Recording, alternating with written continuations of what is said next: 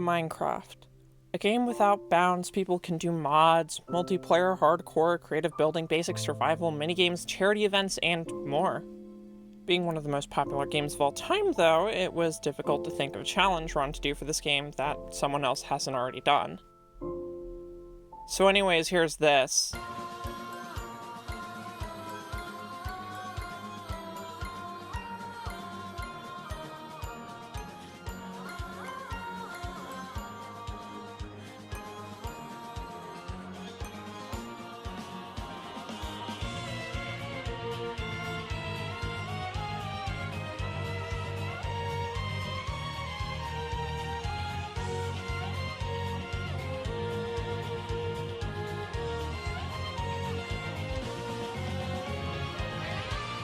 Welcome to a generic Mystic 10,000 subscriber special video where we answer a question that no one asked.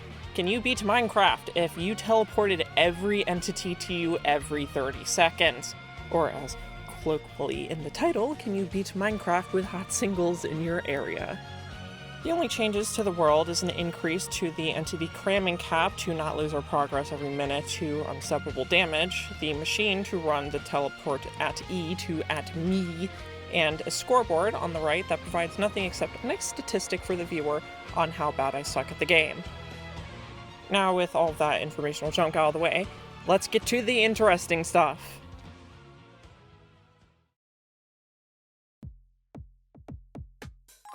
So obviously, we load in, try to punch a tree, and get flung across the snowfield. Not a great start, but it begs to ask. How do we even start? Well, ideally, we'd want a bed to set our spawn, a furnace for smelting anything we need, and a chest to store any goodies we get. This obviously points to starting close to a village, as it typically holds all the stuff that we just listed. For this playthrough, I spawned close to 2 of them, so if for whatever reason you want to try this, I suggest finding a world where you can see a village that you can run to. This will help out a lot in getting starting resources and potentially save hours worth of effort. So say you have the village nearby and you set your spawn at a bed with a chest and furnace, ideally also close. What do we do now? Well, as with most speedy playthroughs of Minecraft, we need to get a bucket for water and lava. Obvious question, how do we get the iron needed to make the bucket? Obvious answer, remember that we're in a village. Now, I am not terribly great at pillaring up 3 blocks and punching a giant metal thing to harvest that sweet delicious iron, but there's a solution to that. It's all the mobs also teleporting on top of me. The golem doesn't take too kindly to zombies and skeletons, and little fighting can get 3 to 5 iron teleported into your okay, never mind. Apparently, a creeper blew up everything I had, but that doesn't make sense. Taking a little look back, we can see that 2 creepers went off with just fractions of a second difference between each other, but it was enough to set us back to essentially score 0. Okay, other options for iron. Our next option is ruined portal structures. We can get a lot of different loot here, but the iron nuggets to make iron ingots is our main goal. From the first ruined portal we got, we had enough for 1 ingot, which yay! I use it to make a shield in hopes of blocking the damage for all of the teleports, but yeah, okay. I lost the shield, but I got 3 ingots somehow, so that's cool. But wait, how did I get that? Mine shafts. You know, the structures that spawn deep underground that I can't reach because of survivability being an issue. Well, more specifically, the minecart chests. Being that they are an entity rather than a block, they will teleport to me, meaning I can grab anything useful inside of them, which for us in this instance is the iron we need to craft a bucket. From there, we can safely store it in our chest and prepare for the next step of the almost non-existent plan we have. So we have a bucket, what now? Believe it or not, building a base is somehow next. Hold on, let me give a little explanation for this. After staring at the mob spawning mechanics page of the Minecraft wiki for way too long, the simplest way to explain mob spawning is this. You have you in the center right here. Around you in a circle, or well, sphere for Minecraft, circle for the sake of drawing this, mobs can spawn anywhere that their spawn conditions are met if within 128 blocks for just about everything except for fish for some reason. Anywho, if we can somehow find a way to prevent mobs from spawning in any of that sphere, it would mean that we can have a base to safely store things and have more permanent fixtures that most Minecraft playthroughs would have. But how do we isolate that large of an area with both above and below ground? We don't have torches needed to light up the caves, and even if we do get a perfectly spherical section of the world, we'd still get the issue of expansion further down the line if needed. That's where the bucket comes into play. With it, we can play a classic game of Skyblock. Step 1. Collect a lot of dirt. Creepers can help you with that, even if it costs you a few lives doing so. Step 2. Store it all away to immediately grab after a teleport. You're going to want as much time as you can for this, so give yourself that time. Step 3. Build up as much as you can. It doesn't matter if you get knocked off, the important part is to have a significant amount of progress made by the time you are knocked off. Step 4. After falling, collect more dirt and scale the pillar with water. This is where our progress starts being risky, as losing the bucket could very well end our progress in this world. Step 5. Over the course of however many fails you take, make your tower go up higher and higher until you lose the bucket. Step 6. Make a wooden pickaxe, mine stone, make a stone pickaxe, try not to get blown up, mine some iron, definitely get blown up, smelt the iron in, make your replacement bucket. Step 7. Repeat step 5, but without losing the bucket.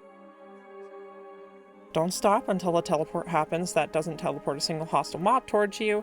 Congrats, you technically are playing Skyblock now. Now to make it actually usable. Go down, grab some more water, realize a creeper blew a hole in the dirt pillar you made, and complete the water stream from the top to the bottom. Expand the platform a bit, realize that your water will almost certainly freeze from being too high, get more water, and make your way back up. To be double safe, put some blocks over the water source and using a furnace, make some charcoal, and then torches to absolutely make sure that water stays there indefinitely. From there, just bring the crafting table and the bed up here, set your spawn, and feel safe within the confines of your now complete base.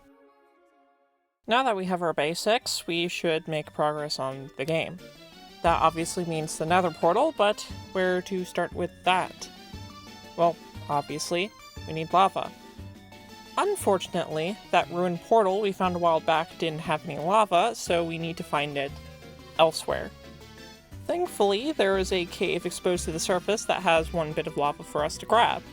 We would need dripstone and a cauldron to duplicate it, but hey, at least it's one lava that burns on itself after a skeleton shoots me with an arrow. Well, hey, while walking around, a minecart chest teleported to me that had iron and diamonds inside of it.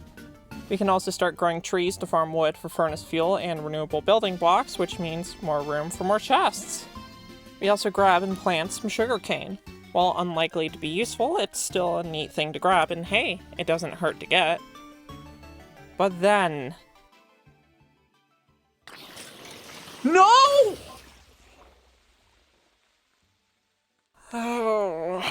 So, in a couple of seconds, we lost all the iron, the diamonds, the bucket, our bed, the crafting table, the protection our water had from freezing, the torches, and pretty much most of the island we made. Well, time to rebuild, I guess, and, hey there, hope you don't mind me just getting this log here. With enough resource gathering, we get back a bed to set our spawn again, and some of the bare essentials, and make our way down to the surface to... I'm gonna be honest, I'm just wandering around at this point. After enough wandering around, though, we catch sight of a lava pool. Because I don't want to run a long distance to get to the nether portal every time, instead we are going to run a long distance to get each piece of obsidian by hand. This was rough, especially because I wanted the first lava bucket to go towards a cobblestone generator that I admittingly have no idea how to make properly. After getting some cobble, though, I made the Panic Room Mark I patent not pending. Basically, it goes like this. You venture out, you get defeated one way or another, and then stand in here and wait for the on-cue teleport. If mobs teleport to you, you are safe as long as a creeper is there. It just completely annihilates everything else, so there's no threat to your base. If there's not a creeper, cry. Cue an hour of transporting lava back and forth, slowly filling in the frame for the nether portal, grabbing gravel for flint, and making the flint and steel. We can finally enter the nether. Wait, how do we find another fortress? Hey, do you know how we found the lava pool? Yeah, you can just kind of do that with the fortress too, I guess. Alternatively, you can look for blazes or wither skeletons that teleport to you. That'll mean that there's a fortress close enough to have them spawn, so you'll know you're generally in the right place. Alternatively, you can use a website that'll give you info based on your seed, so you would probably be able to find a fortress that way as well. So now we know where it is. How do we get there safely? Well, I guess the obvious solution is to smooth out the path there to give as much diagonal movement as possible. Cobblestone slabs work well for this, especially for bridging over the gaps and being a little bit more resistant than netherrack for gassed fireballs. Well, now we have a path there, but the mobs don't really like me. Let's take a look at what we're dealing with here. Zombified piglins are easy enough, don't hit them and they won't hit you. Regular piglins you'd have to use gold armor to avoid aggro for. Hoglins, on the other hand, are annoying. While you'd expect for a warped fungus to repel them, their default behavior is attacking you and as such will deal a heavy amount of damage before getting deterred in pretty much any way. Even if that were the case, magma cubes and wither skeletons quickly laugh in your face as there's nothing for you to really do. So we just have to throw ourselves at the fortress repeatedly until we get the blaze rods. As I stated with making the nether portal, I'd rather the trip there be negated, especially after roughly 2 hours of trying without a single blaze rod to my name. I don't really want to do the trip with 10 obsidian on hand, unprepared, to maybe waste an hour of progress dying to pretty much anything in the nether, and I don't really want to go and bridge all the way over to where the portal would be in the overworld, because that just seems like it'll take a really long time. So instead I'm going to spend way longer than both of them combined over preparing. Alright, chop down a lot of trees, make slabs, and start bridging out from your base. Just keep going and ignore any villages you encounter. You are going to want the minecart chests because they are going to have the diamonds, iron, and lapis for you to grab. Since I have the diamonds, why don't I make a giant sugarcane farm to make paper and pair with cows and rabbits teleporting to me for leather and combine them into books. And with the books, I can just make bookshelves to pair with the enchanting table the diamonds are for. And, hey, a good thing the diamonds can also be used to make a diamond pickaxe to mine the obsidian for it, and, oh yeah, the second portal. With the iron, I can make a full set of armor, and hey, since I have the bookshelves and abundant lapis, why not spend hours upon hours grinding for level 30 enchants on everything to get protection 3 on most pieces of armor? So with all of that prepared, we can do a little test run in the nether with the armor and see what we can do, and immediately lose it along with essentially half a day's worth of effort. Alright, well, I still want to at least make the portal close to the fortress. I bring the obsidian over, place it all down before perishing, go back and have either a blaze or gas light it, and go through to load the chunks on the other side. After that, we can prepare for the actual push to get the blaze rod.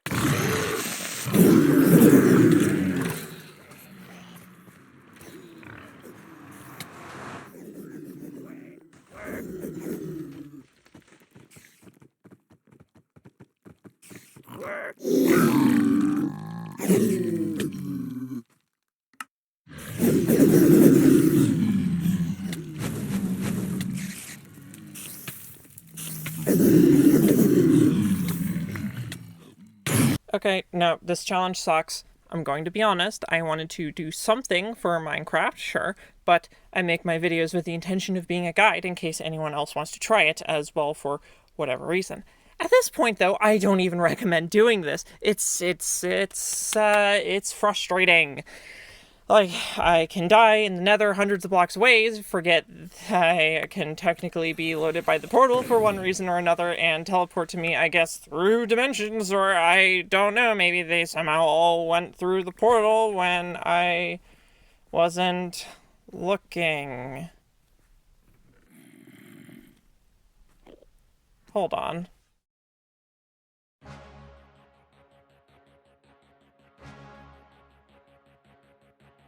Okay, chunk loading. It's a fun mechanic, and there's a few ways it happens. There's the chunks at spawn, which don't really ever spawn mobs, so we don't have to worry about that. There's then the chunks that we can force load through commands, like the one for our machine. There's also chunks loaded by the player, which, we're all too familiar with. The final method of loading chunks we need to worry about right now are the chunks loaded with nether portals. Anytime something goes through a portal, it loads the other side for 15 seconds. This would explain why a bunch of nether mobs teleported up to me despite me being far enough away from the portal to have them all despawn. The mobs I actually got were the ones that were sent through the portal during one of the times I crossed through it. This also explains why some mobs don't despawn despite being far away from the portal and me being, not alive and in a different dimension upon respawning. Hey, Mystic and Post here at like 3 a.m. As the image here says, the chunk the mob is in must still be loaded for the mob to despawn. So basically, the thing that I'm talking about here, all the technical doodads of chunks and whatnot, kind of doesn't apply, but kind of does. TLDR, I'm a bit wrong, but I'm going to use what's being discussed in the image here along with what I previously mentioned to apply it to the next part. Anyway, sorry for interrupting the music, let's just get back to the actual video. When a chunk is loaded, it has a numerical value assigned to it. Ooh. This ripples out into other chunks, increasing in number until it hits one that no longer loads anything. Using this, we can spawn in the blazes, get rolled, respawn, and jump back into the portal as fast as we can, and repeat until we lure them next to the portal. The issue is that the mobs that teleport on you and the ones that are sent through the portal are inconsistent, and even if we wanted to do the easy way and use water to defeat the blazes, they won't ever actually drop the rods unless if the credit is given to the player. So that means our ideal way of blaze rod collecting is to do it in the nether, which then leads us back to our problem of struggling to beat one of them without our entire inventory getting obliterated in the process. We can try axes all we want, but it isn't going to work with hoglins and other things making it near impossible to get close. That's when I had a thought about music discs, of all things. When you hunt for a music disc, you usually trick a skeleton into hitting a creeper a bunch so it gets the credits for the kill and the music disc drops. If you want a lot, you group a bunch of creepers in a pit and have a skeleton shoot an arrow through a lava to hit TNT. This gives credit for every kill caused by the explosion to the skeleton, since it was the one who ignited the TNT. By that logic, the same should also apply to blazes if I ignite the explosive. And given that all entities do teleport on top of me every 30 seconds, all I need to do is wait a couple of seconds before the teleport, light the TNT, and block myself in to ensure everything gets blown up. Going back in, we take a look around, and without even seeing all the stuff we pick up, the advancement into fire pops up in chat. All that's left is to bring it into the overworld and back to our skybase to secure it for the Eyes of Ender. Now that we can navigate to the stronghold, I'm going to do that as a nice break from the nether. We can throw in 2 different spots and note down the locations I threw them from and the angle the eyes went and plug it into a calculator to see the rough location of the end portal. The calculator is just to save me grinding more blaze rods as I already had 1 eye break on me just doing this much. Bridging over a bit and creating another mini skybase above the rough location of the stronghold, we can really only go down. This time though, the creepers can actually be of some use by breaking some of the stone. Biggest annoyance is actually fall damage of all things, but bringing a bed partway down definitely helps. After a bit too much leg breaking, we drop down into a cave. Getting to the end of it yields nothing. Getting to the other end of it, though, leads us directly on top of the stronghold. We can again use a creeper to get in, and now comes the arduous task of trying to find the portal. I'm going to spare you the trouble, though, and cut all of this footage of me running around, placing and breaking my bed, and just skip to here. The portal room is found with one of 12 eyes filled in already. We can then just leave the bed down here and respawn at the world spawn and begin to get the rest of the blaze rods. Is what I would say, but I ran out of recording space for footage. So I kind of needed to edit this entire part of the video to then render it out and, you know, typical me things. So if the mic quality makes a bit of a shift, it's because I recorded the following voice lines on a different day.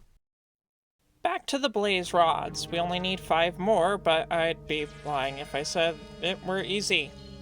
Various mishaps wasted a lot of TNT and iron to the point that it was looking like I would run out of supplies. It was only then that it occurred to me that, hey, I have all of these arrows and string from mob drops, I might as well put them to good use. The general philosophy then became this. If there are 2 or less blazes from the teleports, use the bow to clean them up. If there are 3 or more, use the TNT. This gets us the extra 6 blaze rods we need. From the entire playthrough, enough Endermen have fallen to various means to give us the Ender Pearls, which means it's time to somehow bring them all down to the portal room without losing a single one of them. The safest way I could think to do this is through a series of beds and chests to set our spawn and store the eyes so they wouldn't be teleported as items and risk being destroyed by creepers. With only a minor hiccup, this was able to be done, and with essentially no prep done, it's time to hop in and hope we don't spawn into an endstone box. Thankfully we didn't, so we can just make a little jump and get close to the center of the island where the dragon awaits. When the teleport happens, though, something really bizarre happens. The end crystals don't teleport despite being an entity. After the next teleport, though, they are here, but they can't be destroyed. Okay. Next teleport, they don't move, and on the 4th one, they move again, and I can destroy them all. A bit odd, but I'm not going to dwell on it too much. I guess now, though, we just wait for the dragon to perch over and over and whittle down her health until we win. The only risk is respawning at the wrong time and potentially letting the dragon into the overworld, but I've had bad teleports happen enough to not do that. So I guess we win. We go through the portal, break our bed, go back to spawn, get a pearl from an Enderman, land it, and break the machine, thus ending the challenge.